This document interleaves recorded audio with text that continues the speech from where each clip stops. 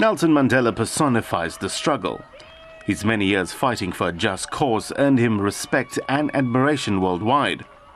At home, Mandela's friendship with people across colour and culture played a pivotal role in his political development. We regard non-violence and peace as coming from India, planted into this country by the Indian community in 1861.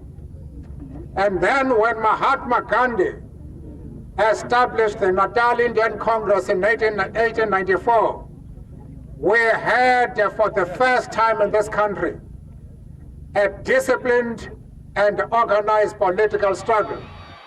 For Madiba, many Indian homes became safe havens, political hideouts, and secret meeting places during the liberation struggle.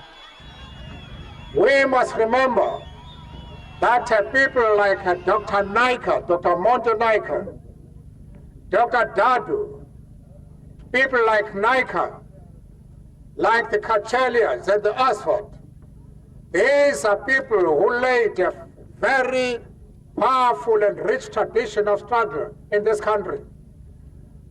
People like Ismail Mir, JNC, we were in the same class together at Wits, and they left a university in order to take part in the Indian passive resistance campaign in 1946 and went to jail. These are the type of leaders that were produced.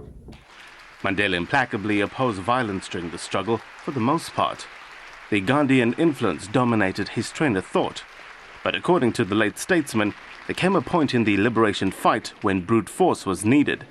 That's when the military wing Umkhonto we Sizwe was formed within the African National Congress.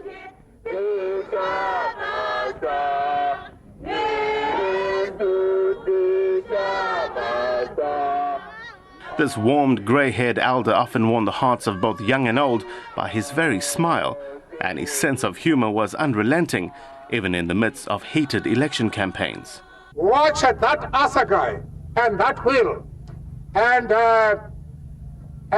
that is what I am asking you to do. There is a young man who's very handsome. You will not see him in that ballot paper. We saw him in the national elections. Young man, very handsome. He is now speaking to you. I want you to vote for his party. I thank you. Mandela was at times criticized for being too reconciliatory. But what seemed like a deep-seated need for peace and equality for him often converted his hardline comrades. We were sitting together in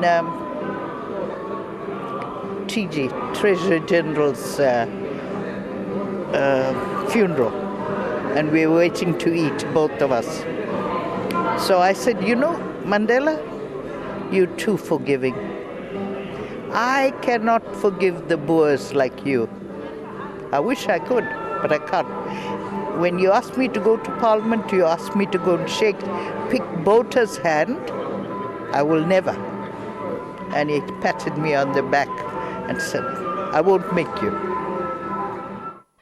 His legacy is that of unification and resurgence of hope for the marginalized. As the nation and the world at large mourns his death, many communities here will celebrate the indelible impression he has left in their lives. Blaine Herman, SABC News.